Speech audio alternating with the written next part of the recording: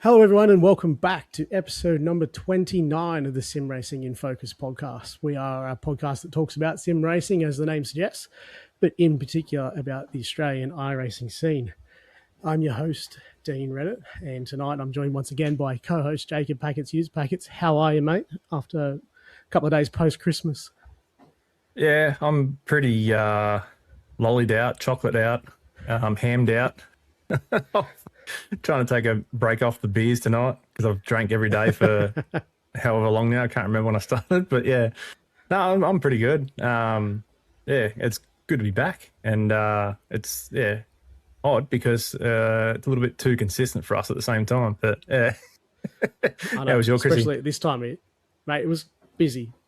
Very busy. I didn't drink a whole lot actually over Christmas, and now I'm sort of like post-medicating with some beers because it was just family, and you know what it was like. Yeah, So we had a hectic one, driving all around the place as well, so that keeps you off the beers, mate. So busy one, but not too bad, and but glad it's done. So but no rest for the wicked, mate. We're straight back into it once again. So we're sort of keeping to our word now, at least 3 episodes in, where we're trying to do fortnightly releases. So we'll have this one probably coming out, I'd say, in the new year. So this will be our number one for 2026, I dare say. So some, probably say we might have peaked for 2026 with the very, very first episode. So we'll elaborate more on that now, mate. But once again, we're welcoming back another guest.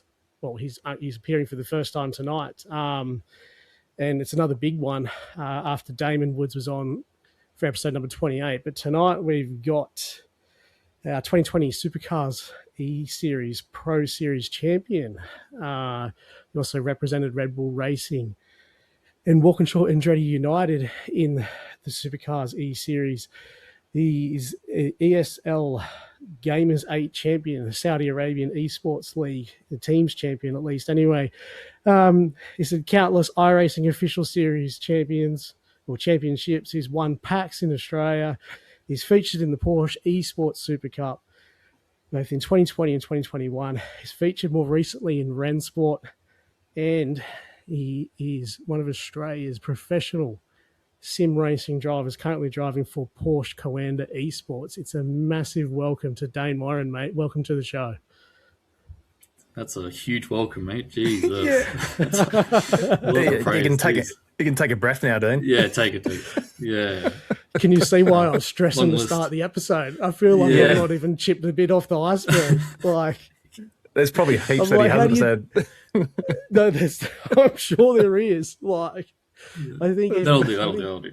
Yeah. Got the point. This is not. Thanks very much for having me.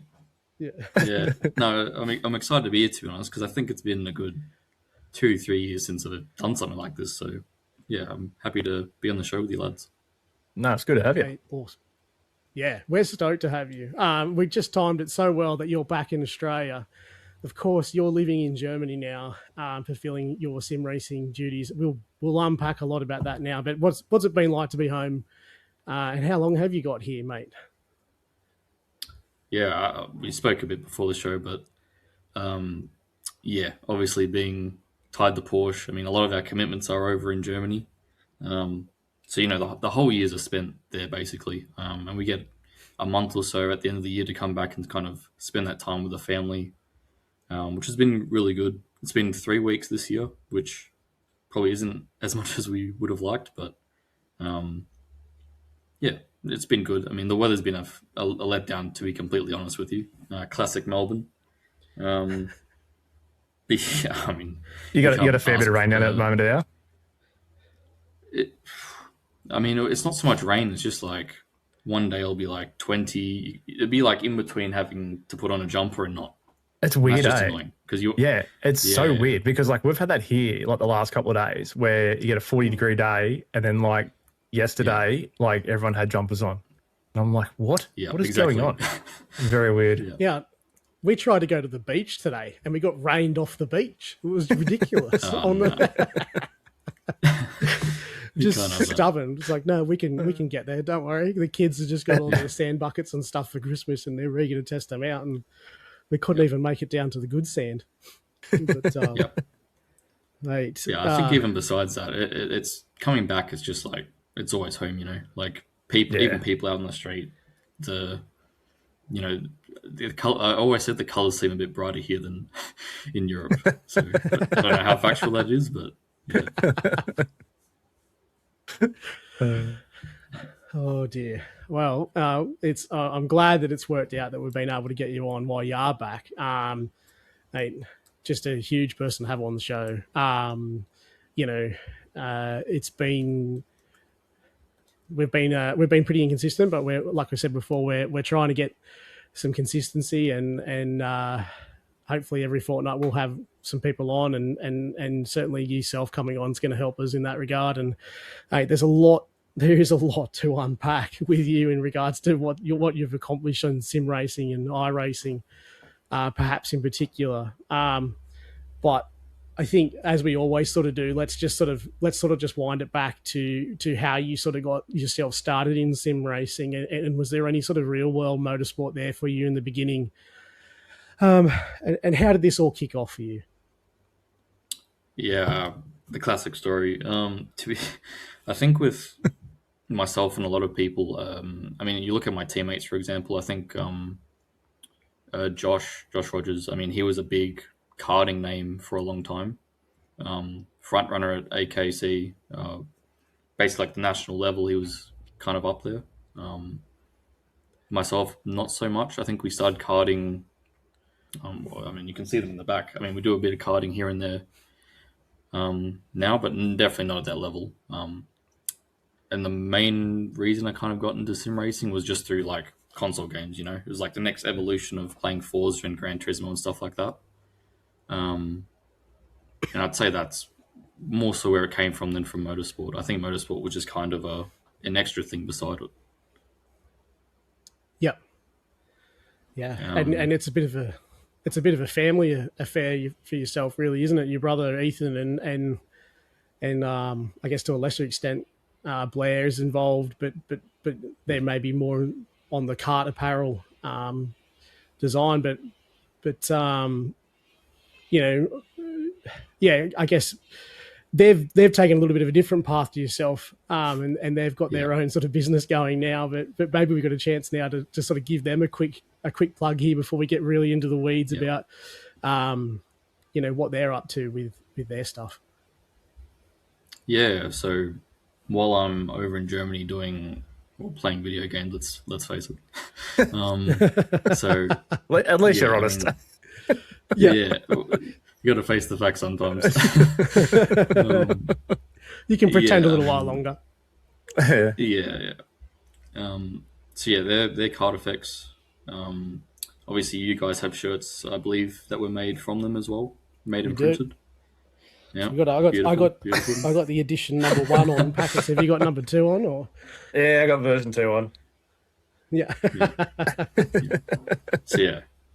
I mean, they're busy at work here making absolutely everything under the sun. I don't know. You can like shirts, sticker kits, stickers, apparel, all that kind of stuff. Even stuff that I have no idea about. But yeah, they do absolutely everything under the sun, and they're working hard to kind of build a brand that can provide that service to, sim racers like yourself, but also, karting and even just, what do you call it? Just like normal businesses, I guess. But yeah, they do quite a lot. And is Ethan still doing his cars? The model cars, yeah. I think I feel like that might be what he's best known for at the moment. Yes. I feel like he's just always, like, there's a bunch of cars over there at the moment.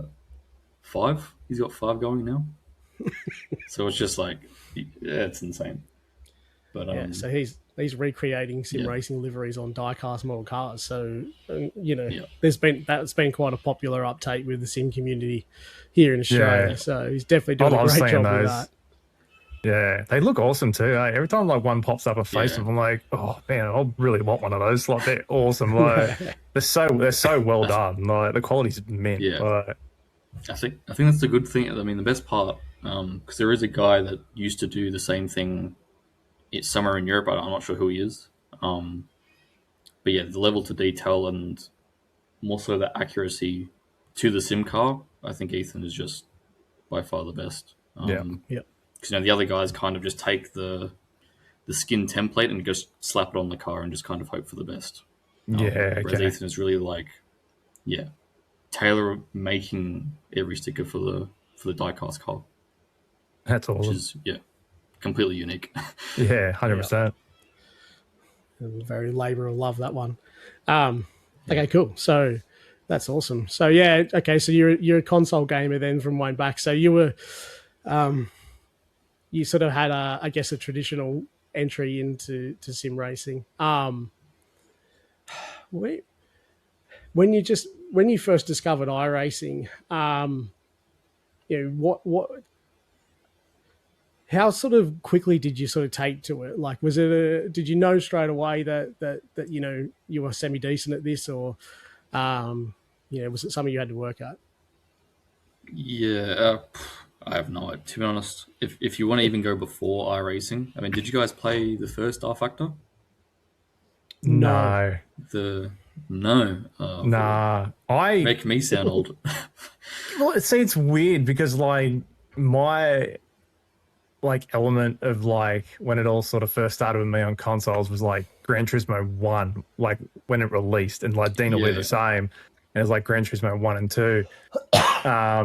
But it was weird. I sort of hinted away from racing games for a lot of years, and then it was only by chance that I seen Dayne, because me and him hadn't sort of kept in contact much over the years. And then out of nowhere, I'd seen that he was racing in this league, and I was like, oh, what's that? And then a couple of messages later, and a few years later now, here I am. But it's funny, where it all stemmed for me and him would have been, Gran Turismo 1 and 2 back in the days. Me and him used to be up all night in school holidays, and we'd do endurance races and just swap back and forth with the controller. And we used to love doing stuff like that. But everyone's got their origin story. To be honest, I was a Gran Turismo 1 and 2 kid as well, believe it or not. That's awesome. I think even some of the old TOCA touring car games, the really old they ones. were the best. Yeah, we've had a guest before that said that same thing, and every time it comes up, I think I've even sent Dayne videos, random clips that pop up on Instagram and Facebook of of the a 1 and 2, I think it is, in that, and I've sent him a few. And I'm just man, every time I just see him, and you hear it, it's just absolute nostalgia. It's so good. Between that and Gran Turismo was always those two. It was mint. Yeah. But I think the surprising thing with the TOCA games, at least for me, the Gran Turismo games kind of look how you remember them, but the TOCA games look absolutely shit. They do. I have no idea why. It looks so bad. Maybe because I played them on a PC. Whenever I see those Instagram clips, they look so bad. Yeah. I forgot with the original TOCA games where I forgot it had in-cabin footage, cockpit view. Yeah. I forgot that it had that, because I sent a clip of that and I was like, oh, that's actually really good for back then. The graphics were horrendous, but for back then, I'm that's actually really, really good. But you're right. It's funny when you do go back and look at things like that. Even myself, I bought an adapter for a PS1 to go into HDMI the other day off Amazon, and I connected it up to my PC, and I put in WWF SmackDown 2, I think it was, and you fired it up, and man, we used to play that game for hours on end, and I'm looking at it just going, oh, this is horrendous, just not how you remember it at the time. It's just funny how things age poorly for you. But honestly, they were awesome, those games. Loved them. For sure, yeah. So R Factor. Oh, yeah. It's surprising that you guys haven't really played it. For me, at least, that was the big stepping stone into quote-unquote sim racing. Because, with R Factor, it's similar to Assetto Corsa, I guess, if you guys know much about that as well. Yeah. But just with mods and that, anything track and car-wise, you can just drive within an instant, just download something off the internet and you can be driving any car, any track, And I feel like that was what is probably the most way a lot of people got into sim racing, just because you kind of get the feeling for like the diversity of it. And for me, a lot of it was kind of an immersion and kind of getting to drive cool cars, kind of thing. At the end of the day, yeah, at least for me. Yeah. Okay. Good. So, what were you? Were you a day one iRacer then? I think it was around about 2010 or something it launched, wasn't it? Had a few people that sort of come on that have claimed to be way back then, but were you around? Really? How long have you been there on iRacing? I think if you look at my account, it's 2012, which is when I first got my Logitech G27. But I didn't really start. I didn't really start like the progression until 2016. Let's say that's when I like really started kind of hammering it out. Yeah. So you had a decent 4 years on the surface on the server. Yeah. Then. I think similar with UPAC, it's like I kind of got into it initially, like in 2012 with like iRacing and R Factor. Then I had like this huge gap of just like Call of Duty kind of FPS shooter games. During high school. Yeah. 100%. Then I got bored of those, and then straight back to sim racing. Yeah. That's exactly it. I didn't know where you're going there, and you like compared yourself with me. You're like, oh, it's similar to you. I'm like, nah, like I'm not on your level, mate. Don't compare us. But you do like Call of Duty, no? Oh yeah, 100%. Yeah, but I'm more meant on our He's ability a proper cave dweller. That's good.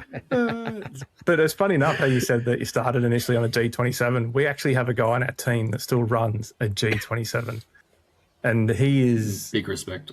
Yeah, what's JP? He's like 3K or 3.5K, isn't he? So like he's not half bad. Like he's pretty. No. Dayne might have even crossed paths with him once because maybe Jordan Pruden was around in the OSR days back in the V8 Supercar scene, and I know he was there for a little bit. He won a dev series or something like that. Out of New Zealand, but he's hacksawed off the rim to make it look like a GT rim now. he's got all the mods rather than just going out and buying a half decent wheel. It's just unbelievable. It's got 450 meters of tennis racket tape on it too, so it's horrendous. All the internal gears are probably rattling up and down. Barely works. Yeah, and then he still logs in and puts us all to shame. So he does. Yeah, but myself personally, I was more in consoles and come straight out of console gaming into sim racing. I really didn't I guess you'd call Project Cars and the F1 game, they're console games. So there wasn't a whole lot of, picking up those in-between sims, so to speak, or R Factor or Assetto, really. It was just straight into iRacing. So, and that's where we're sort of stuck now. And, I know over the years, Dayne, you've just been on about every platform and going well on every platform. So, you'll probably have some more insight for us there on what those titles are like currently. But for the large part, we sort of know iRacing, and certainly know you through iRacing. But all right, let's sort of talk a little bit about maybe the late teen years. 2015, 16, 17, 18 through there. When you sort of really started to get traction, were you V8 sort of focused driver at that point in time? And, I guess talk to us a little bit about, were these the years where you sort of started to discover just how quick you were? Yeah. I think 2016, it's so long ago now. I can't believe it. 2016, I mean, I started doing, I don't know if you guys would know wheelie bins. Certainly. Oh, yeah. Still going now. Still going. Yeah, I haven't been in a wheelie bin sesh for a very long time. That's literally how I started. Was the nightly V8s at Bathurst race. It was like 20 minutes practice, 20 minutes qualifying, and like it might have even been like a 20-minute race as well. But I feel like I must have done like 7 nights a week. I must have done that combination for the entire year of 2016. from memory, at least from memory. So I think that must be how I got started. And I think just over time, learning that car and track combination, because back in the day, the V8 was a shit box, to put it lightly. Like, it was really hard to drive on a G27. And yeah, how far back in the day are we talking here? 2016. 2016. Yeah, 2026. It's not much better now, but yeah. But yeah, I think if you talk to the other big Australian names as well, they owe a lot of their success to the supercar of that time, or like just the what do they call it? The car of the future? Yeah. Is that the VFFG? Yeah, they owe it all to that kind of period of car. Because I think it was the one place you could go to learn proper brake application and throttle application control, and how to like really manipulate the car in every situation. Which to this day, myself, Josh, we really owe it to the supercar, believe it or not. It's interesting. Well, you often hear that the supercar, maybe prior to this generation, was often referred to as the hardest car to drive on iRacing, at least by a lot of Australians. But yeah, I never really knew whether that was just because it was so unlike a normal car to drive, or just because of the attention to detail you needed to have. But did you think it was a steep learning curve in a good way, that it was actually teaching you how to do correct throttle and brake application?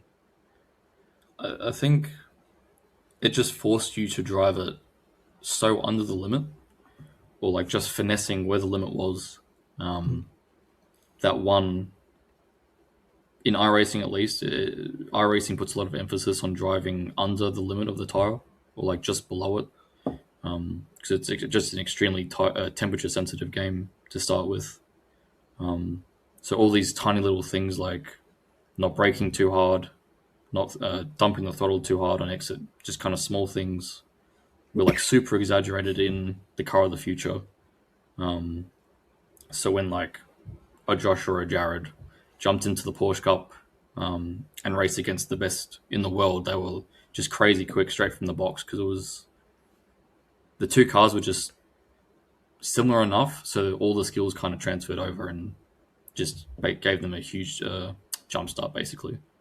But yeah, I think it's hard to explain it, because the car back then was like unrealistic, that you can't even believe it. Like, if you drove the last generation ZB and thought that was unrealistic, you've got no idea about the car of the future. like a quick sculpt setup from 2017-18, you'd be backing it in like a go-kart on corner entry. The thing would be hopping, because we used to run the rear shock locked out, and then you just be kind of skating it on the exit as well. So that's what I kind of mean. Like, it was such a balancing act to get the most out of the car, and it transfers over to any other car you can think of. It's hard to imagine. And it's just funny that, because like, do you think the car now, obviously like it hasn't been updated for like such a long time, but do you think the old car of the future on iRacing is still the same now as it was back then? No, she's quite a bit different. There was even a phase in 2019 where they changed just enough to make it quite a bit different from how it was back in 17-18. Yeah, okay. I'm glad you said that, because we always had this debate where, like even before the Gen 3 come out, like I hated the ZB and the Mustang. Like, I just could never get my head around it. Certain tracks I could, but most of the time I struggled. But then any time a league would have like a support category that ran the car of the future, I would always jump in the FG because, like, for whatever reason, I could drive that one fine and have pace. And but whenever it came to the ZB and the Mustang, struggled. I just don't know what it was, but I always loved the previous gen before that, and always had a good run of it. It's pretty strange that you say that because those cars are on the exact same time model. Yeah, they drive completely differently. Yeah, I think even the like the old FG, like the 2012 one, that's on the same time model as well, and it drives like even more differently than the current two cars. So I don't know what they've done. iRacing isn't known to make. I'm going to say that they don't make very good realistic products, but at the end of the day, it comes down to they put something on the table, and you got to learn how to extract the most out of it. So well, it's funny we had that same conversation with Damon last week about the Gen 3, and its release, like, because he was saying like how you've basically got to drive the thing on the nose so heavy. You've got to have the setup so it drives on the nose so hard, and you got no rear end grip on corner exit, and it's just all about the throttle control. And I said to him, like, I remember when it was released, and like it was really easy to drive on fixed setups because the fixed setups were just all understeer and all rear end grip. And I remember like when it came out, and I was just like, man, this thing's awesome. Like, I'm jumping into this. And then the first paid setup from Madison down, I jumped in it. I'm like, oh, I can't drive this. Like, and I was just like, nah. Like, all the actual paid setups just like made it so much harder to drive to extract the speed out of it, and I just couldn't do it. That's. I feel like that's a big. I mean, I haven't driven the Gen 3 car that much. I did some prep with the Coanda guys for ERL. I forget what the full name is, but this big sim racing event where they play all the different titles over so many weeks. And one of them happened to be the Supercar at Oran Park. What a combination. Like, absolute nightmare. My first experience with the car was just like, I don't know. It's it doesn't feel like it's in the track. It just feels like you're kind of skating on top of it. Because it's got infinite amount of torque, and that you're just burning it up everywhere, and it's just no good. So was this ERL? Was that when the one where you, just to jump ahead, where you went to Saudi Arabia? Is that esports? No, that's ESL. That's ESL. That's on Rennsport. Okay, so that's different. ERL, ESL. It's a bit confusing. I know. They need to start putting the full names on these tournaments so we can figure out. I was going to say, imagine going all the way to Saudi Arabia only to have to race the supercars at Oran Park. That is a nightmare. That's the actual nightmare. Yeah, it's just showcases Australian supercars at its finest. Oh, very good. Well, what about just give us a bit of a brief sort of summary of your 2025, mate? Because possibly 24-25 for most people on iRacing, you've probably not been around as much. So maybe just fill us in on what you've been up to in those years.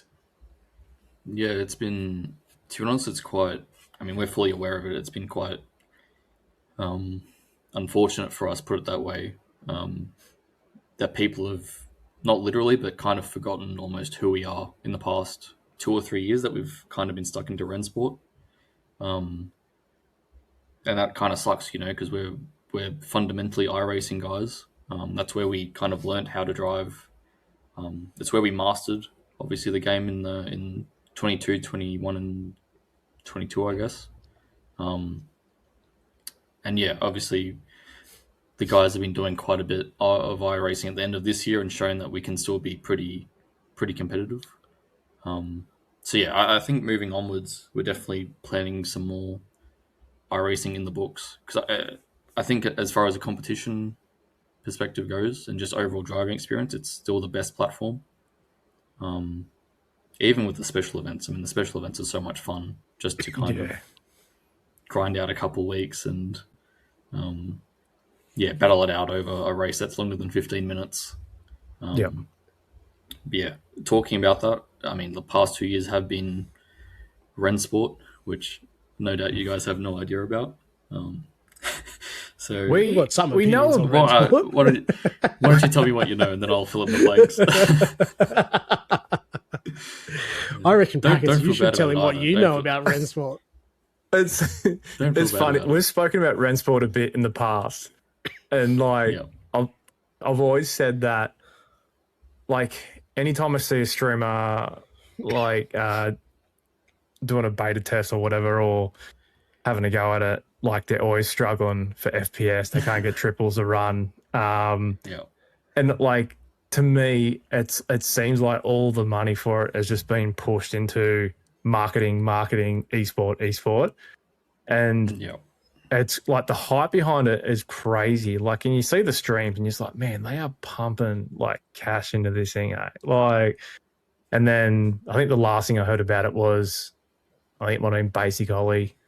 I think he logged in and then he saw that there was bloody microtransactions and got out of it. Yeah. Yeah. But like, Yeah, it looked promising there for a while, but like there was a period there where I was like watching clips of it and whatnot, and then I think I may have even watched a couple of events that you were in, and I was just looking and going, oh man, like it looks like it's come along like really well. But then it just seemed like it got to a point where it just hit like a dead end and like nothing was happening with it.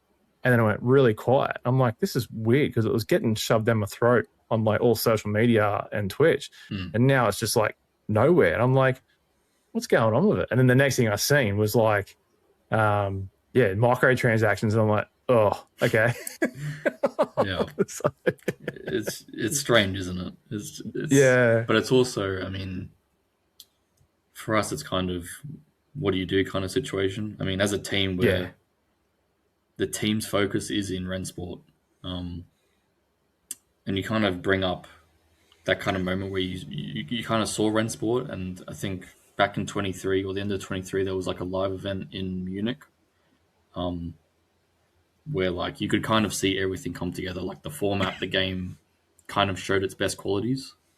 And like you said, anything after that just kind of felt like it wasn't improving. It wasn't really bringing anything new to the table. And it just kind of flatlined till basically today, where they released the full game and it's just microtransactions and, yeah, in harsh words, the same game that it was 2, 3, 4 years ago. Yeah. That's the biggest thing, like the biggest gripe that a lot of people have of it is the fact that, because it still doesn't have triple support, does it? No, it doesn't. No. Yeah. And I think a lot of people have tried to run it in triples and force it, but it just, they can't get it running it. But yeah, like, you just nailed it on the head. Like, that's what a lot of people have sort of been saying, that it feels like the same product that it did a couple of years ago and hasn't really sort of made any leaps and bounds at all. Yeah, I think that's why it's so hard from an outsider, and that's why like they pushed all this money into it. They probably had the best opportunity for it to become like the sim racing esport. Yeah. But the problem is when you have a game that's unreleased, no one's playing it, no one has interest. Yeah. No one's going to sit down and watch 24 sim races play a game that you can't have a crack at, you know? Yeah. There was no like relating to people. It was just kind of shoving something in the community's face and just being like, we'll release it one day. So, for me, it really just didn't make any sense. Yeah. And us drivers were just kind of at the center of it for one reason or the other. Yeah. And that seems to be a common thing, like not even just in sim racing, just in like gaming in general. Like there's just hype. And like with no product yet to hype about. And then they'll release like a beta for it. And they'll be like, oh, this is early access and hype. And then it stays in early access. And then it fully releases and it's nothing like what they promised in the beginning. And you're like, oh, you hyped it up this whole time only for it to be half of what you said. And then, everyone's already pumped a heap of cash into it and they're already committed. But yeah, it's funny, that seems to be like a common thing between gaming in general, which is a shame. Yep. But yeah, I don't know. I think they're obviously still well invested in it. So I don't know. I think Assetto Corsa had the same thing with ACC and that thing had a dead period, but then out of nowhere just boomed. So yeah, it's never too late for it to get itself sorted, I guess. No, for sure. I think you bring up ACC. I think the good thing about ACC is that it provided a platform for the console guys, you know. Yeah. And which I think Rennsport is also trying to do. So, you know, I'm not going to sit here and bag them out. You know, that's I wish them all the best. Obviously, I'm right in the center of it, having to compete on the platform and all that. So I really do hope that one day it becomes an ACC. Because I think that's where it needs to be. I think ACC is kind of the benchmark for the cross-platform play was good. I mean, the cars drove fine enough, if that matters. But I think it was just good to kind of pick up and play kind of thing. Yeah. What is it? I guess we'll see what happens. Yeah, so I don't know how much you can delve into it, but since the team decided to go Rennsport focus, what did that mean for you personally about what you could or couldn't do on iRacing? And you know, did you have to focus 100% into Rennsport, or you know, obviously you were still able to get some basic iRacing done, but talk to us about what you had. I don't know whether you can go into that level of detail, but just what you had to sort of adhere to there. Yeah, I mean, nothing secret. I mean, the reality with Rennsport is that it's from the day it was created, it was kind of the 100% focus for the team. No messing around. Kind of 7 days a week was dedicated to Rennsport, and it kind of got to the point where, you know, PESC, for example, PESC was a huge one for us because we had to give it up the past 3-4 years. Because we simply didn't have time to do both of them. I mean, Jordan this year managed to do Rennsport and PESC, and he just barely hung on, basically. He was done by the end of PESC, which, respect for him, he still got P2 in the championship, which is really crazy. But yeah, I mean, at the end of the day, it's being treated as a job over there in Germany, you know. We're in the office morning 9, we're leaving 5 or later, and that whole time is practicing Rennsport, you know, driving, data analysis. And you got to remember that there's no setup or anything in Rennsport either. So it's Porsche 911 GT3 at Hockenheim, for example, and that's all you're doing for 2 weeks, which I think is where the where the time spent, like you got to really grind it out to find those last thousandths of a second, you know. Yeah. And I think when you're bouncing between that and iRacing, for example, the driving technique is so far apart that you can't waste time getting used to them going backwards and forwards. And I think that's where like the big discrepancy is. Like if you start bouncing between games, it's just you kind of become a master of none and kind of a bit average at everything, if that makes sense. Yeah. Jack of all trades, master of none. Yeah. Yeah. But it also depends on the drive, you know. Like there's some pretty crazy guys that can jump between everything and just pick it up straight away. So okay. So it was more a team-led initiative then to focus in there, and then rather than anything sort of contractual. Team-led, like common goal kind of thing, just kind of focused towards winning R1 basically. Okay. R1 being the championship, sorry. Yeah. There's too many acronyms. There's a lot. All right. Well, we'll delve more into the team stuff in a little bit. I might just cycle back then let's say pre-Rennsport, pre-Coanda, and just touch a little bit now on the V8 Pro Series, because that was certainly domestically probably one of the bigger couple of years of iRacing in Australia. Would probably be fair to say, when obviously it was COVID years. And we had the series for, I don't know if it was 2 or 3 seasons on Fox Sports. So talk us through what that was like when you sort of first heard about that becoming a thing, and then through to negotiating with the supercar teams. How was that a whole experience? Well, we were talking about. I've just remembered we were talking about people still being on G27s today and doing well.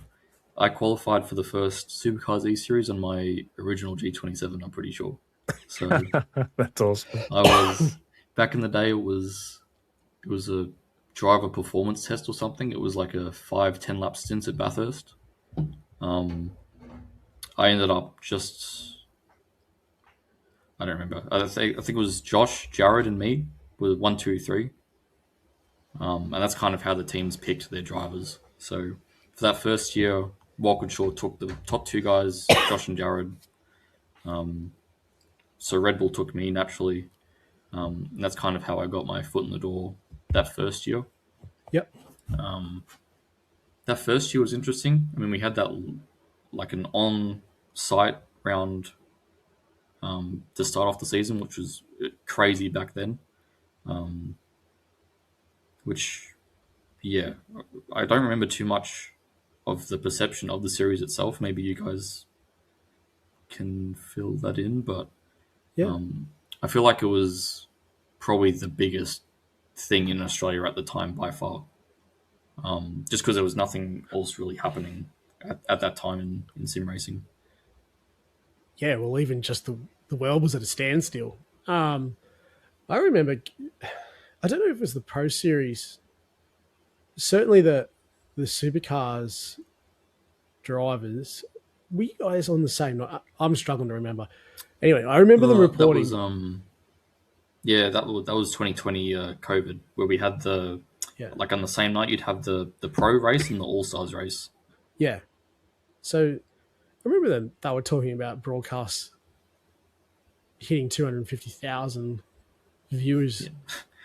Yeah. That might have been across all platforms, as well as on Fox Sports. So, yeah, it was certainly there was certainly a good following for it at that particular point in time, and certainly like just around the community. I think most people knew, particularly the first season, followed the qualification process, and then certainly I watched most rounds in that first season without a doubt. There was nothing else on.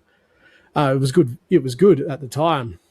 It was definitely, I'm slightly biased. It was definitely better watching the pro guys versus the actual pro guys, if that makes sense. Like watching the actual supercar drivers who had a bit of a split, really, where they either were very, very good or they were just taking the beat, really, more than anything. Yeah. But, it was certainly good. It was a fun time because I think everyone generally thought that this could actually be the start of a competitive iRacing scene for Australia, which, obviously, and you could probably elaborate a little bit on this, like the pro scene or competitive scene in Europe is well established, but we've sort of got nothing out here in Australia and New Zealand in terms of what's being done there in Europe. Yeah, I think when you look at 2020 and that Supercars E-Series, that was by far the peak of Australian sim racing from my memory. Obviously, I haven't been around Australian sim racing for the past 4 years or so I can't comment really so much on that. I mean, we have Scops doesn't seem in the best legs at the moment, and there's the Logitech Pro series, I think it is. Yeah. But I think the Supercars E-Series not being around is like a massive hole, I think. Or like just an opportunity that was kind of lost in the, whether it was a lack of funding or whatever, but I think it was a massive loss to Australian sim racing. I think even when you look at the 2020 series, I feel like that was the peak of competitive series around the world even. Like the format was so good to watch as a spectator. 3 short races. I think there was 1 reverse grid. I don't remember, but it was something like that. But I feel like there was just always something going on in those races that was worth watching. It was like exciting all the way to the end. Obviously, that's how I ended up winning the championship, is drama in the final round. But Yeah, I feel like with a lot of sim racing, short form racing series at the moment, they're not that interesting to watch because it's usually GD based. It's kind of follow the leader, and it's there's just not much to watch. But I really feel for the time that was like a really good example of how to run a sim racing series. And I think we're just really lucky to have it here in Australia, to be honest. Yeah, packets. Do you recall that might have even been pre you starting in iRacing, was it? Yeah, it's funny. Like I was still going through my hatred against V8 Supercars at that period. Shit. There was a good few years there where I was just like, sick of V8s, and like I just went through like a years period of just going, I don't want to watch it, don't want anything to do with it, don't even want to know who the drivers are, and then like that was just prior to when I sort of like got into it, because it's funny, it wasn't long after I got into iRacing that I went back, and because they're all on YouTube, I think, on the Supercars page. And I went back and watched them all. And this is like, at this point, this is when I sort of got into it and then like knew who you were and, a few other drivers and whatnot. And then at that point, going back there and watching that, I'm like, oh, they were in it. Oh, he's in it too. Oh, he's in it too. And then like, it was just cool. Like when you go back and watch it. But yeah, I think like what you were saying before, Dean, like definitely I think like when the actual drivers were doing it, I got the sense that like for them, it was like a caddy night for us where we're just on there taking the piss and just like punting each other and just not caring, and like everyone's just laughing, and like I feel like for them it was probably more like that, and that's probably why I'd say the pro guys were just like probably a lot better to watch because they probably are actually taking it serious, whereas the actual star guys are just out there taking the piss the whole time. Yeah. The one thing I remember from the All Star guys is watching, I think, Rick Kelly fly across the straight at Phillip Island. Yeah. Just helicopter. Yeah. On his lead. Yeah. Was he on his lead? Yeah. It's just... yeah. That's probably a good way to wrap up the All-Star guys. Involvement, you reckon? Well, yeah. I was going to ask one more thing on their involvement. I remember the broadcast saying, did you guys have to coach them in how to drive in iRacing? There was a period where I was coaching Lando Norris, believe it or not. Hey, you're to blame. Okay. Yeah. I didn't expect it to go there. I didn't. Oh, no. All right, that's it. Right in the show. You've gone to Europe and you've changed sides. Okay. That's not what I was expecting. No, because for the All-Star races, they used to bring in like international guests and stuff like this. They did, yeah. I think even Verstappen did a round in the supercar as well. So I don't remember why, but I think McLaren had some tie to Walkinshaw even back then or something. Yep. I don't quite remember, but I was in the team and they were like, this guy needs to be, well, not needs to be, but he should probably be quick for the sake of the team. Give him some help. So, yeah, believe it or not, I was telling Lando how to drive for a couple hours on a random Wednesday night. That's what awesome. Did you tell him? Yeah. In hindsight, I probably should have done that. Yeah. He's probably just like, I know how to, I've got this, mate. It's all good. But, well, like, I mean, Lando and Max, I mean, they've been all over iRacing for a while, have they not? Like, they probably are. Yeah. I don't think Max would need any coaching in the supercar, but that was awesome. And that was a huge thing as well because, I mean, it even lended more credibility to the streaming, the broadcasts, like out through Fox Sports and that he was there in that car, essentially racing in. They almost branded it like he was racing in supercars for a night or a couple of nights. I think he might have even been there for. So, he was obviously rapid too, so that helps.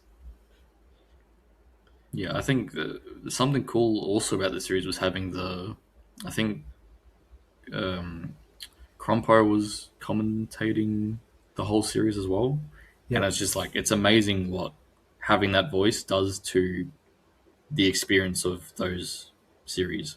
Like there's like a clip of, they did a test run with him and someone else. I think it might have been, I don't remember his name, I'm not going to try and say it, but there was a clip that they did at Monza of them commentating over some footage, and it was just like the coolest thing ever because it was like the first time that the worlds were kind of being pushed together almost. And it was just, I don't know, there was something cool about that. Well, I think just before we jumped into night, like I was just flicking back, and I think it might have even been the race. I know it was the 2022 series was the last round. I think it was the one that Madison Down won. And funnily enough, they were at Oran Park in the supercar, but that had Garth Tander. I think it was is it Chad Naylor? Nylon, yeah. Yeah. Nylon? Yeah, something. We'll go with whatever you say. But yeah, they're all pretty close. All, they're all on there commentating it, and yeah, like they would, it's kept them sharp, and yeah, it sounded just like you would on a regular supercars broadcast. So that was such an epic time. It has, unfortunately, it's been a slow dwindle down from there. Like I know Motorsport Australia were involved with a few leagues, a few years post that, and unfortunately some of that sort of dwindled down a little bit. But the Logitech guys, or the Australian Sim Racing Group, I think ASRG. Sorry if I got that wrong. They're doing a good job. Like they're putting a really good product out there as far as the way they run their series and whatnot. But it's just missing that little bit of backing at the moment. And again, we're sort of fallen a little bit backwards in terms of getting something at least on a professional level here in Australia. So, which is a bit of a shame. Yeah, I've had this conversation with a couple of guys. I mean, Josh mainly because he's been through the supercars ladder, let's call it, and it just seems like in the past 4 or 5 years where we haven't really been there, I feel like there's been no new guys following our footsteps, basically.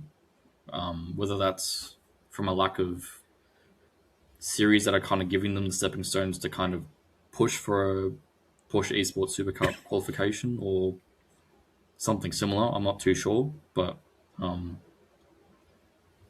just feel like I haven't really seen new names kind of pushing for the worldwide series kind of thing. I'm not sure if that's being narrow-minded. Obviously, I have no idea what's happening here nowadays, but I just feel like there's kind of been a small group of us back in the day that have kind of pushed it really far, and then nothing else has really happened. But obviously you mentioned earlier, obviously Damon Woods and those kind of guys, they're young and they're insanely quick.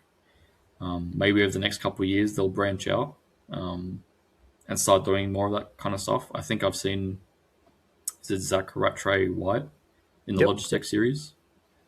He seems really quick as well. Corey Lazarus is another one as well. Corey Lazarus, yeah, because he's basically dedicated himself to trying out the PES, hasn't he, Dayne? Yeah. Oh, really? Yeah. So he's setting himself. But it's interesting.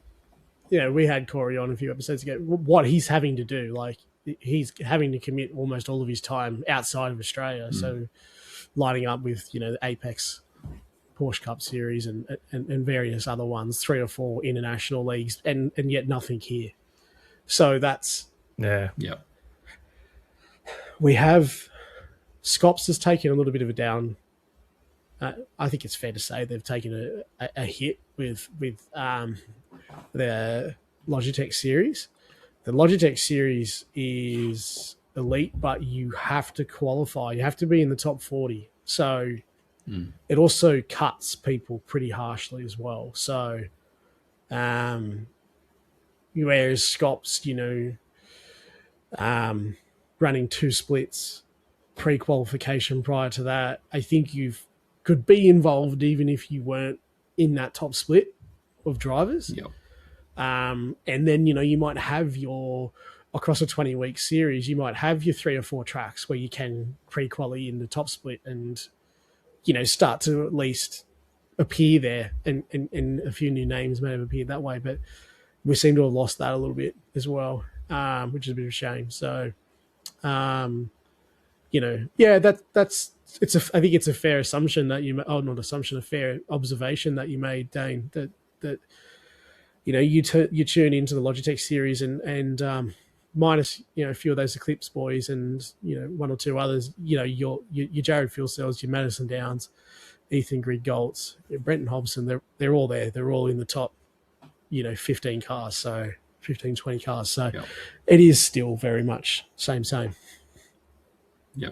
There's nothing wrong with that, obviously, either. I mean, the Jareds and the Madisons are, they're still insanely quick. Jared, for sure, he's still a world-class driver, like he was 4 years ago when he did PESC as well. So I think as far as a reference goes, those guys are still perfectly fine in those series. And for the young guys, that's more than what you can ask for. But I think you made a really good point with Scops. Even looking back on my early days pre-qualifying for Scops, it just felt like when you saw those names at the top of the leaderboard and those times, you always had something to kind of work towards. Whereas obviously in this Logitech series, if it's qualifying is all done at the start of the year and it doesn't change for the rest, it's just kind of, if you miss out, what incentive do you have to really get better? Yeah. I mean, you could race official for the whole year, but I don't think anyone really wants to do that. No. And then it would seem that possibly the second best V8 league in Australia at the moment is then the veterans, which is your over 40s packets. Right? Yep. So, 40 and over. The 40 the and Boomer over. League. So, I like to call it the Boomer League. Yeah. So, even though we're only like 2 years old. Yeah. So there's also like, I mean, there's a couple floating around, but there's a skill gap there. There's a huge skill gap. If you don't make the 40, and you're not in the salt and pepper squad, the over 40s, then you've got a gap as well on where you can find. There's a lot of satellite V8 leagues, as there always are or always is, but nothing quite as close to those two leagues, I would suggest. Yep. I think it all just comes down to having good series to kind of just give people like a good place to progress, basically. Like good references, not too much emphasis on being locked into the series, because I think that kind of hinders it quite a bit, like you said. And just go from there. I mean, at the end of the day, I have no idea what I'm talking about. But well, that's what we do. We just load this thing up and we just yeah. That's right. We just fire off at the hip here. It's all right. That's all good. Perfect. No, that. Oh, well, we'll leave the supercars alone at the moment. But I think that's where we are at, and hopefully, we can, even just a second category can catch on sooner rather than later in Australia, and start seeing some competitive fields and whatnot. But let's go now towards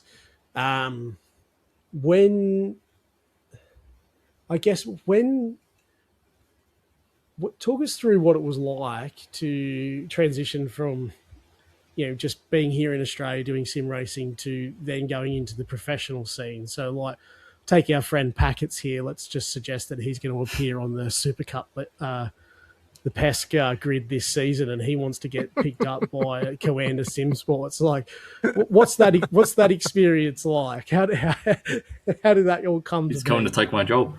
Yeah, that's what. He's take my job. I'm sure I do well. Yeah. He would be like putting a virus into the house, I would suggest. Yeah. It'd be the fastest burn down you've ever seen.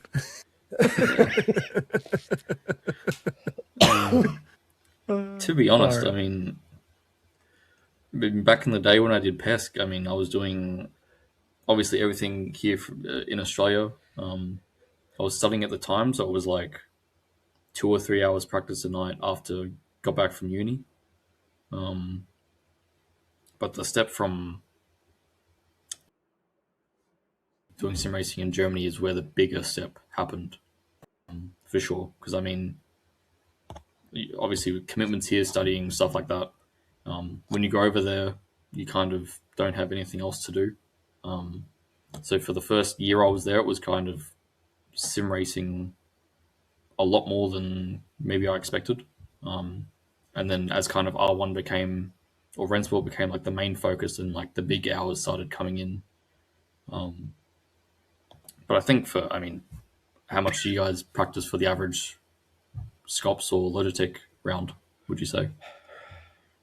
Oh, considering that we're not running in the Logitech series, Well, let's just say we're not that type of sim racers. We just more make asses out of ourselves, whatever we do. Yeah. No, look, we're doing But one or two nights a week at max, and then Yeah. racing on the third. Yeah. Yeah. See, I feel like there's a lot of positives to that as well. Because, I mean, that's where, like, sim racing is really enjoyable. You know, you get on, you talk with your teammates, it's all fun. You kind of take it a little bit serious for the couple of hours leading up to the race. And then it's just kind of lighthearted. But I think as soon as you step into the pesks and the Rennsports and stuff like that, it's, like, pretty tunnel vision. You got a goal, you need to win, and you're going to do everything you can to kind of get to that. That's how I feel with every race part, and then I get the shits if I don't win. Yeah. That's right.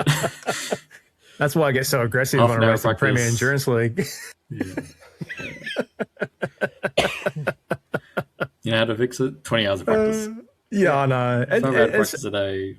It's fun that because it's funny that because even we do a couple of different Porsche Cup series and whatnot, and like I'm pretty consistent at sort of just like jumping in and having a lob and then completely drive, no practice. But like every now and then I'll go, I've got free time, I'll do a couple of hours and I'll just like do a couple of laps and whatnot and get familiar with it.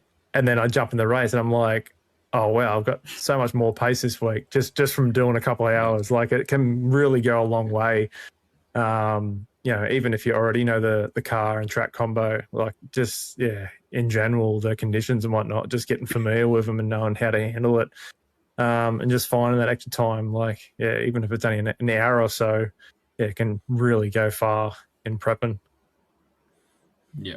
I think it comes down to how much you care about the results. I mean, back in the day when I was starting in 2016 in Willie Bins, I didn't care about the result, I was just doing it because I enjoyed it. I enjoyed seeing the progress, I guess. And it's just kind of like, because I put so much time into it because I enjoyed it, the end result ended up being that I was quick. Yeah. I think for the casual side, I mean, doing half an hour practice just for fun every night is more than enough to kind of, you get the feel for a car track combo, and then you get into a race and have some fun, Yeah. I don't think sim racing, iRacing especially, needs to be so cutthroat, do your absolute best at every chance you get kind of thing. Yeah. Yeah. I think there's a lot of pride to be taken in just kind of enjoying it for what it is in those situations, I think I need to learn how to do that. Okay. I do. I feel like, because like this, like it's funny, like comparing to how I handle, like say something like Premier Endurance League and whatnot. Like I'll put, when the next season comes up, like I know what I'll do. I'll do so much testing in each GT3, trying to figure out what I'll use, and then like Dean will get harassed with messages like a week leading up, going, "Oh, I'm thinking out this car now. I'm thinking out this car now," and just always changing. And then doing lap after lap after lap. And then the race will start. Something just won't go my way instantly. And like something will happen. Like, and it'll only be something slight. And it'll just it'll set me off. I'm like, nah, that's it. And I'll just get the shit straight away and have an absolute meltdown. But it's like, it's true that like I need to just sort of like find that thing to let go and just enjoy for what it is and like not take it so seriously. Because like, the same thing happened in like, 2 races ago at Montego, and it started raining. Like it all fell apart at the start. Like someone lost it and hit me, and like it was just wet and they lost it. And it just happened. Like it wasn't anything malicious in that. But like the rest of the race, like I was fired up. But then I got to a point where I'm just like, I'm actually just enjoying driving right now, and this is good. I ended up finishing with like nearly 10 minutes worth of post-race penalties, but I was enjoying the drive while it was lasting. and I need to be like that more often, I think, where I just sort of enjoying it rather than just trying to be so over the top with it. Yeah, Dayne's not allowed to enjoy it though, so he's got to tell us what it's No, like to. no. My enjoyment days are over. They're well over. But I guess talk us through like when you did the couple of years in the PES Championship, and was that when Coanda first sort of come knocking on the door? Like, I guess what I'm just trying to get, how do you get tangled up with an I'm going to call it an organisation, but essentially a powerhouse in sim racing like Coanda, being out here in Australia? Yeah. Well, it probably sounds better if the way you put it, them coming to me, but it was actually the other way around. Because, yeah, I don't know. Were you guys around when Altus Esports still existed? Absolutely. Yeah, I did. I qualified for PESC with those guys. I did half the season with them. I don't know the exact reasons, but I kind of said to myself, it kind of felt like there wasn't much going on in the team to kind of help us push forward up the grid in PESC. It just kind of felt like it was myself and Josh Anderson at the time. I think he was also in the team, or maybe he left as well. But it just kind of felt like if I wanted to progress further in sim racing, I really needed to join one of the big names. And at the time, that was Coanda. So I sent a rogue message to Mac Backham, which was I think he was a manager at the time. Yeah. And he was like, yeah, why not? Come aboard. And it was literally as easy as that. It was just a message. I was working with the team the next round, which was Silverstone, I think. Or Red Atlanta even. And yeah, first round with the team, I was up the front, I think top 3, 4. And yeah, I think that's how it started. Quite anticlimactic, really, but yeah. Well, I mean, it takes something that you would have to be just about winning it, I suppose, for them to come to you. Yeah. Considering their driver lineup. So it's anticlimactic, I suppose, in one regard, but also like I guess you never know unless you actually ask, right? Like what exactly. the situation might be. Just talking with different people and stuff that we've had on the show, some of them spoke openly about wanting to go up, and race for bigger teams, and they're trying to get there by practice and results and stuff, and maybe it might be like exactly how you put it, them knocking the door down as opposed to waiting for something to happen. So, I like to think that anyone that sort of tunes in will take like little snippets away that, it may not be someone sending a message to Coanda and saying, "Hey, take me on board," but it might just be a team that they're looking at locally. Packets, you probably shouldn't fire off that AI generated. Yeah, sorry. I'll just driver resume that you will fire. Send it to me, man. I'll push it up to Jennifer. I'll get you in. Straight to the recycling bin. It'll probably get it'll be caught by Microsoft Defender, I reckon. It wouldn't be allowed through the inbox. Yeah. Bloody hell. No, it's cool to learn. And so obviously you get hooked up with the team. When's the move to Germany then fit into the picture? Oh, well, I mean, I was with Coanda 2020, obviously I'm still with them now, but I think from here I raced with them 2020, 21, 22, and then the start of 23 I moved over to Germany. So I think throughout that time, obviously, personally, I got way quicker as a driver. The potential had kind of been growing. I had a bit of a shit year in 22, to be honest, in PESC and various other things. But the Porsche project had been happening alongside the Coanda project in 22. So when it came to 23, one of the drivers decided to step down from the role for various reasons. I have no idea. And I basically got the call up because I think was kind of between me and Charlie, which is also my teammate at the moment currently. But he was slightly too young, I think, at the time to move over to Germany full time. So I think in hindsight, I got extremely lucky to be given that seat, to be honest. Because, at the end of 22, I was, put it plainly, a bit of a shitter. You're a rebel, were you? It was. Hey, what's up? Were you a rebel, were you? Is that what you mean? No. Like, no. Just like troublemaker. Just results wise. Oh, okay. Yeah, well, to be honest, racecraft wise, probably. I understood what you're getting at. I was no good. Is there a double meaning? I don't know what Dean thought he heard, but yeah. Jeez. I don't know. I thought it could have been little shit. Like, I don't know. Just wanted to clarify, mate. That's all. Don't worry. Back in the day, I was known to put on some filthy moves. That was for sure part of the resume as well.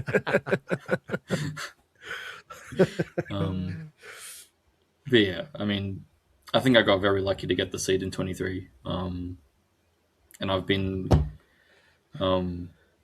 slowly progressing even then till now. And I think it's been just a really nice kind of linear, slow improvement, put it that way. And I've gotten to where I am today, which is definitely a more rounded driver than I was back then. So it's been almost 10 years and it's still on the uprise, surprisingly. Yep. That's crazy to think.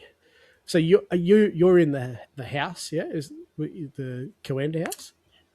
The house, because we used to live North Germany in like a farmlandy kind of place. It was basically like living in Winton, if you know much about Winton.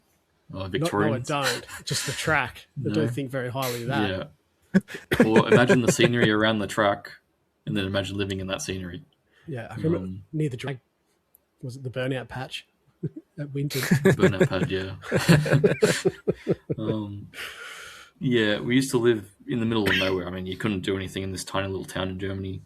So the team decided to move down to Cologne, which is one of the major cities on the land. That TLDR, the house doesn't exist anymore. We all live separately. Okay. But we have like the office space now, which we call the hub, or the Pepsi, depending on who you ask. But basically, that's like our work office now. All the rigs are there. We come in, basically just like an office job. Basically, you're in there in the morning and you stay there, do what you need to do, and you leave at the end of the day. But it's an excellent facility. Perfect place for you to come in, kind of chill with sponsors and stuff like that. Show them what you do, and people get to know you, see your face and stuff like that, which is kind of, I think that's the shortcoming of sim racing almost, because everything's done online, of course. So yeah, that's kind of, it was built to be the place where everyone kind of comes together and makes it into a real thing. Oh, that sounds super interesting. Yeah. If you're ever in Germany, feel free to walk through. But yeah, I often get over there actually. On the weekends. Once in a blue moon. Oh god. Okay, wow. So it's changed a little bit then, because I was going to ask who's still rocking the superhero bed sheets. Was there anyone in the team still rocking the? That might be a reference I don't even know. No, I was just never mind. I was just an opportunity to throw one of your teammates under the bus for rocking a kid's bed sheets or something. Yeah. Sorry. All good. Never mind. All right. So Josh is over there though with you, obviously. So another Australian sim racer. And so where's now Jordan? Is he still based in Australia? Yes, he's not too far from me in Melbourne, to be honest. Okay. Yeah, so he's come back. He had as I said, a massive year with us doing PESC, Rennsport, and towards the end he was doing iRacing and a bunch of other stuff. But yeah, unfortunately he decided that it wasn't for him being over in Germany, which is fair enough. So he did go over though. Yeah, he was with us in the Senate. We lived together for the year. Okay. So got to know him quite well, put it that way. Yeah. So it blows me away that we have three people out of Yeah. Australia that are over there in one team as Yeah. professional sim racers. It's like I've harped on about it a lot, and I hesitate to bring it up again, but it's like you think about like the Supercup, how Cooper Webster now has just won it, and obviously Jordan was second. What do we won? 4 out of 7 or championships? Yeah. I think that have been run. Like, it's crazy to think, isn't it? Like, just how dominant Australians have been in that Super Cup environment. You know, it's even funny. If you go back to the source, you'll find it's all from the V8 Supercar. Nothing else. Conversations come full circle, you reckon? It's back to the supercar again. But I mean, it's true. I mean, we all come from the same place. I mean, as Australians, you don't really want to drive anything else. That's what you start, and then it seems to breed professional sim racers, I guess. Because I mean, I think the stat for PESC, I think it's more than 4 out of 7 have been won by Australians. Because I think 70-80% of the series have been won by us. So I do like to think it's not quite a coincidence, but who knows? It can't be a coincidence. It's certainly not. No, I'm not entertaining a coincidence at all. It's unreal, and it makes me think that there's just more people capable of going on to try and replicate what you've done and Josh has done and Jordan's done, whether it's via PESC or something else, like another category or something. The quality's there. It's just, again, we need something here in Australia that can showcase that. Yeah, 100% agree. Coming back to the other topic of conversation. I'd love to see more people come through because, like I said, I think it's been quite a while since we've had new names come through from Australia. So, yeah, I really hope for the future some guys kind of push their way forward. Yeah. It's funny, this conversation in like, what we're saying before about, we've had so many Aussies win it and whatnot. And it feels very similar to me as, say, Supercross, like American Supercross and motocross. We've had people like Chad Reed over the years dominate over there and not really get sort of much news coverage here for it. But then he's on the TV everywhere in America. And the same up until not long ago was kind of the same story for like Jet Lawrence and his brother Hunter Lawrence. And they've been dominating two Aussie brothers, in Supercross and motocross over there, and just starting to get some traction and media over here. And it's like, it's funny. It's just like, man, these guys are dominating on a world level, and like in something that big, and like struggle to get coverage on the media over here. And it's, to me, like when you talk about Cooper and that winning pass, like to me it's on the same level, and it's a shame that it isn't as big and important enough to, like in their eyes, to make the media. And I don't know whether that's just like they're unaware of it or whether they're just not interested in it, but yeah, to me it should be broadcasted within the media over here and announced, because it's a lot bigger than what people realise, I think, especially those sort of series. And yeah, it is a shame, I reckon. Yeah, I'm not too sure what the reason is, because I feel like some people have brought it up to me, but I feel like you had me, Josh, Jordan in the Porsche team this year, and that's kind of like the pinnacle of sim racing, I guess you could say. And that information is nowhere to be seen, even by the CAMS esports thing, whatever it is, Motorsport Australia. They're completely oblivious to our existence for whatever reason. I have no idea. Yeah. But I think, yeah, it's an excellent point. Like, I have no idea why Cooper winning the biggest series in sim racing gets absolutely no coverage. Yeah. Yep. I honestly could not tell you why. I don't know if it's ignorance or just like simply lack of knowing that it exists. Like you said, I'm not too sure. Well, don't worry, mate. We're going to give you the credit you deserve, and when Give this me a gets pump. posted, we're going to announce you as the guy that trained Lando Norris to win his first championship. All those V8 Supercars tips and tricks, mate. That's it. Help the 2025 F1 champion. Just thinking of episode titles like "How to Screw Over Oscar" with Dayne Warren. Yeah, Dayne Warren screwed over Oscar's championship. Oh, God. Maybe don't do that for me. Maybe don't. You ruined my career. Yeah. Oh, God. Yeah, that's hilarious. So, now that you brought it up, I want to head that direction. The Porsche Motorsport involvement. So, you've been announced this year as a Porsche Motorsport driver. What's the correct term? You might be able to correct me there. Is it I've seen works driver. I guess it's still sim racing related, not actually within the Porsche Motorsport real world team, but obviously the lines there are getting blurred between real world motorsport and sim racing even further. So talk to us a little bit more about how that sort of differentiates from Coanda and just what that is.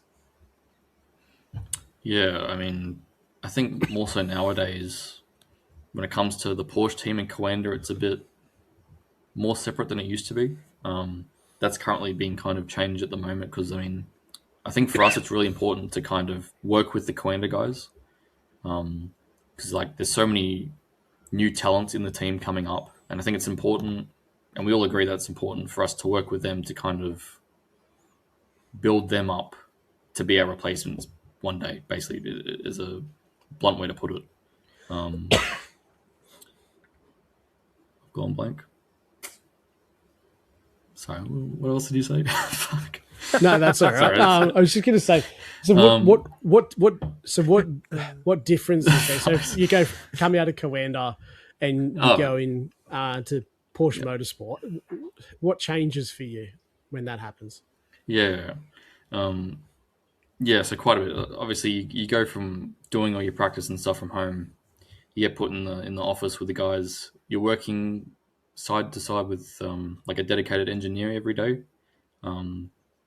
which is weird enough. You know, you got to deal with another person on a day-to-day basis, which is a good and a bad thing, depending on who you are. But I mean, our depends if Luke, you like company. If you like company, yeah, which sim races usually don't, is the joke.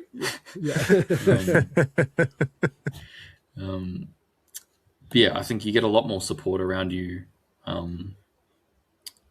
A cool kind of fancy thing is at the end of the year, we get invited to like the driver days, which is where all the real life motorsport guys kind of get together to kind of discuss the year as a whole.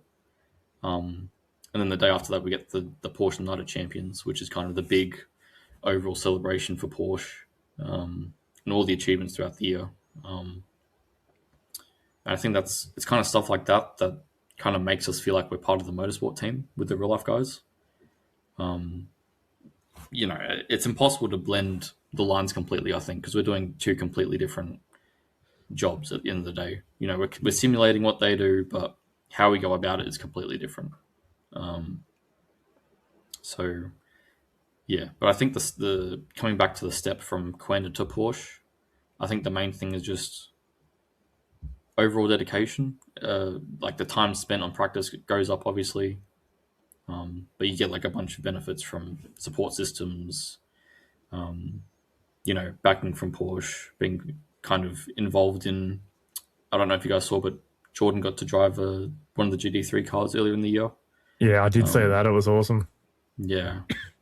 So stuff like that comes and goes. So,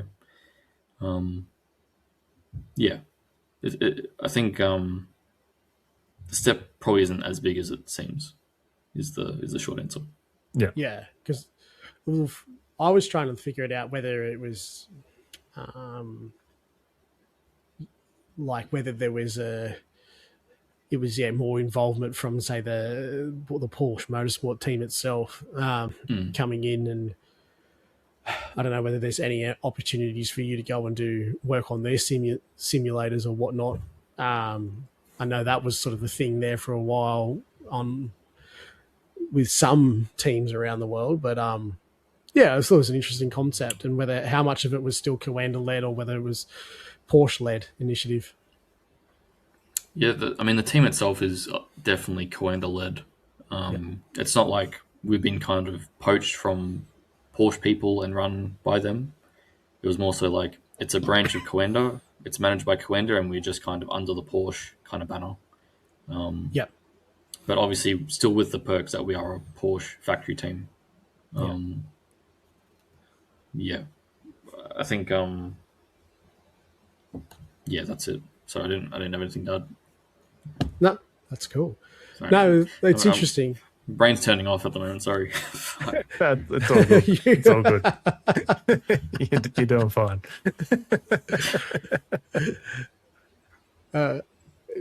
And yeah, a couple of hours with us will do that to you. We've fried more than a few people. It's not you. It's not you.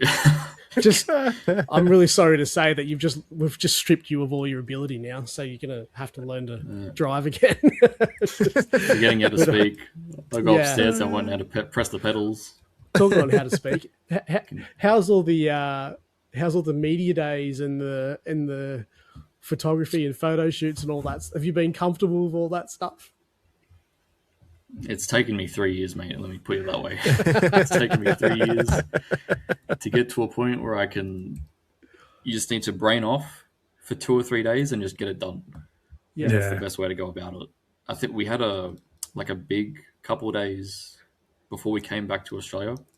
And that was like, you guys might see it when it gets published, but this was like the most stereotypical social media cringy kind of content, which I don't know if I can say, but that's in my opinion. But it's, the photos and stuff, it's kind of fun. You just kind of stand there, smile a bit and pose. But when it comes to the video stuff, it's a bit trickier, but you kind of learn to just kind of brain off and just, follow the script. Yeah. I've seen a couple of the Instagram posts and stuff, like the short videos and whatnot of you, and I'm like, good on you. Like, I would find that so awkward myself. Packets, on the other hand, is an ex-male model, so he could probably give you a few pointers, actually. I'm welcome to any help. Yeah. I'll teach you the blue steel. Yeah. In the Porsche photo shoot, I know that. No, but I think the Coanda, the stuff that we've done for Coanda is pretty good. It ties a line between being a bit funny and a bit serious. So, sometimes it can be fun to do. Sometimes it can be, tolerable. Put it that way. So, yeah, as it stays. Yeah, it's just gonna imagine you've been grinding away all day from 9 to 5, and then you got to go and do a photo shoot on a Friday afternoon. Just it would be such a out of world experience to think that you would be doing that for sim racing. Yeah, for sim racing. It. Oh, that's the crazy part. Yeah. Oh man, you've been super generous to jump in with us for as long as you got. I know this has been going on a bit, so I've maybe got a couple of things to go here to finish up. I was just going to ask you quickly, since you've been in Europe, how much bigger is sim racing over there than it is here? Like, we've heard a few people come on here and sort of suggest that, like, just touching on what Packets was saying before, it is more universally sort of promoted and accepted through mainstream media. And again, this is just going off what some people have said. Is that the case? Is it being pushed more out there? Yeah, I think for sure. Obviously with what we're doing, we're full-time our full-time job is sim racing. And I think that speaks for itself. I don't think anyone in Australia is paid a salary, dare I say, to sim race. No, maybe some of the teams are, but Dean hasn't paid me yet, so. Oh, no way. For all the hard work. He said he's gonna. But... 30 minutes practice before the enduro race. He's on a performance-based contract, so I'm always in the green.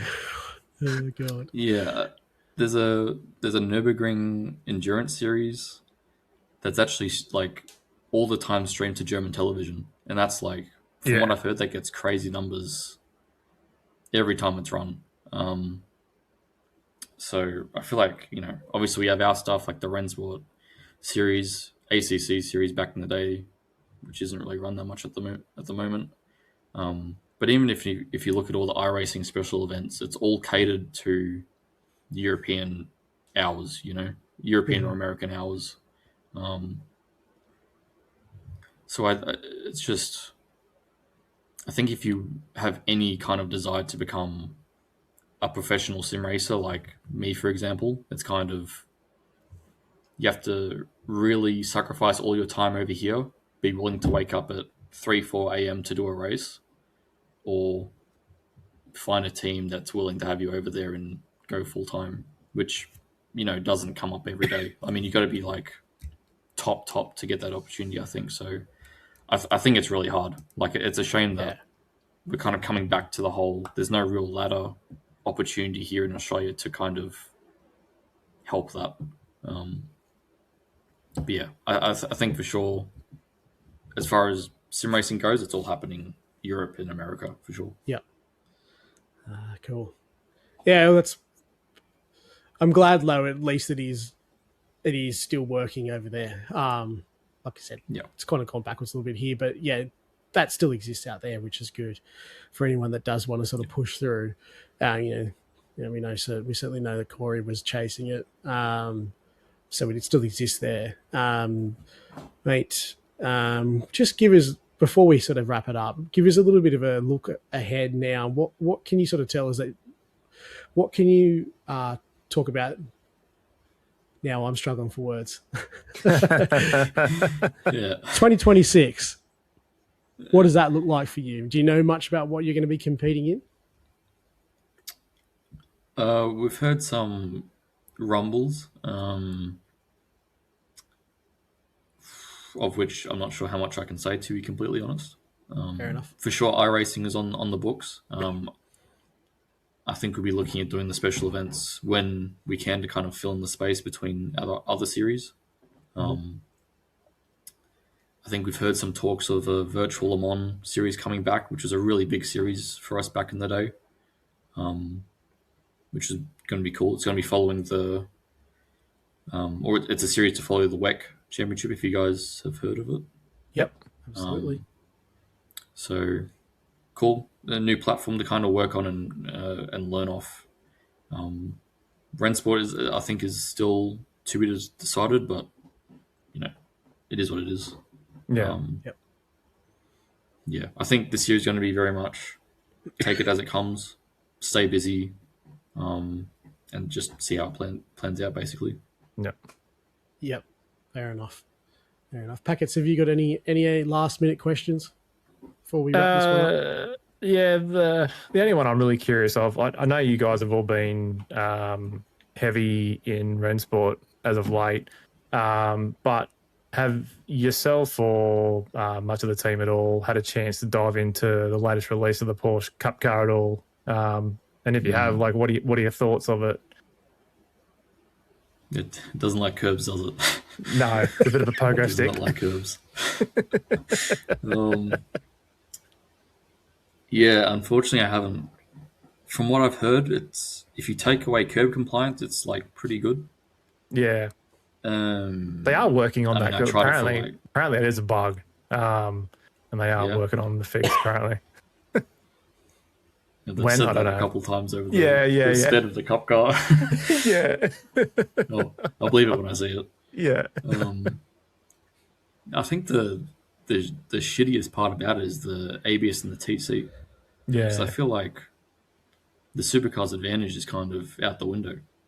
And I feel like Yeah, true. When you put it that way, yeah. I liked the Cup car because it was kind of the last completely driver focused car on the sim almost. Yeah. I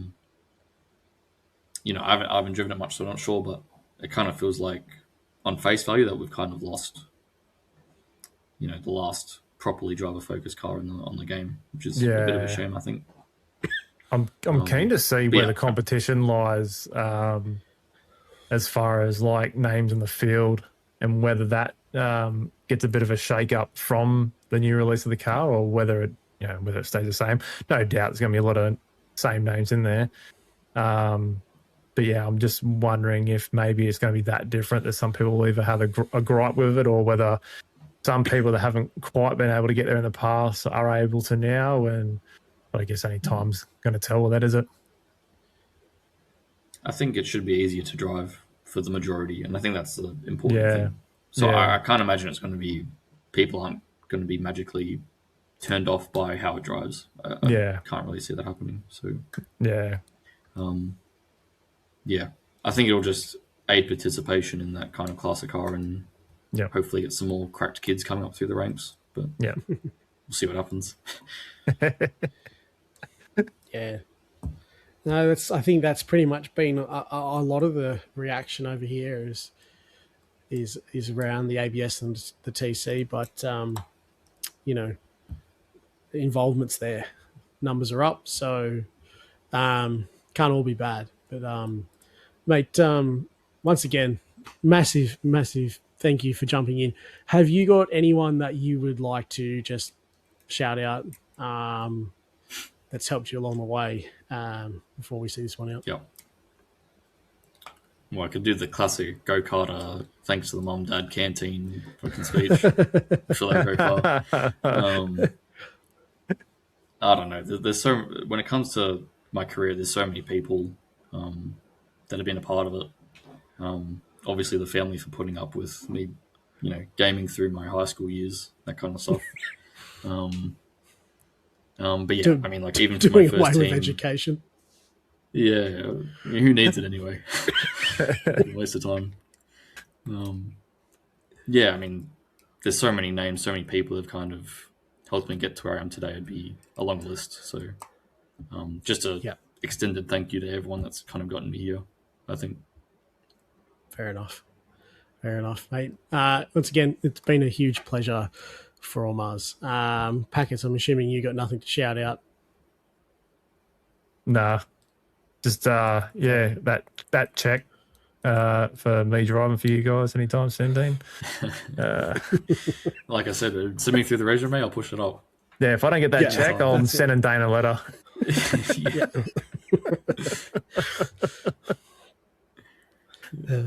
Just know that it's all AI, Dayne. It's not him. Very good. All right. Well, big thanks to everyone again tuning in. Hope you enjoyed this one. It's a big episode for us coming out in 2026 first up. So we are super glad that Dayne jumped in. As always, you can jump over to Facebook or Instagram and follow the Sim Racing in Focus podcast on those platforms. You can also head to Spotify, Apple Podcasts, and YouTube and find us on there for the Sim Racing in Focus podcast. Please give us a like and subscribe so that we can help push value for this podcast out to people like Dayne that want to jump on and share their story and hopefully be heard by lots of people. We know there's a lot of people that are tuning in that are yet to subscribe, so please jump in and do that. And we'll hopefully bring you more guests in 2026. But other than that, it's going to be bye for now.